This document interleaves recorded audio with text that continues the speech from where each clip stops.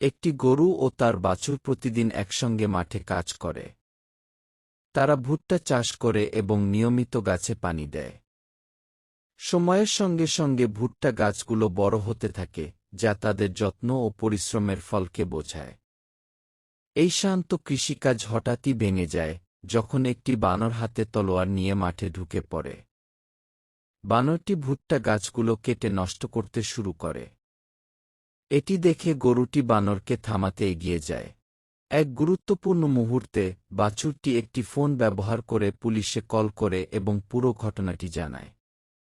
খবর পেয়ে পুলিশ দ্রুত ঘটনাস্থলে পৌঁছায়। বাছুরটি কান্নাভেজা কণ্ঠে তাদের সবকিছু বুঝিয়ে বলে। বাছুরটির কথা গুরুত্বের সঙ্গে শুনে পুলিশ বানরটিকে গ্রেপ্তার করে, তার হাতে হাতকড়া পরিয়ে তাকে হেফাজতে নেয়। এর মাধ্যমে গরুর ওপর হওয়া অন্যায়ের বিচার নিশ্চিত করা হয়। ভিডিওটির শেষ অংশে দর্শকদের বাছুরটির পাশে দাঁড়ানোর আহ্বান জানানো হয়, যা বোঝায় যে এ ধরনের অন্যায়ের বিরুদ্ধে সহানুভূতি ও পদক্ষেপ নেওয়া জরুরি।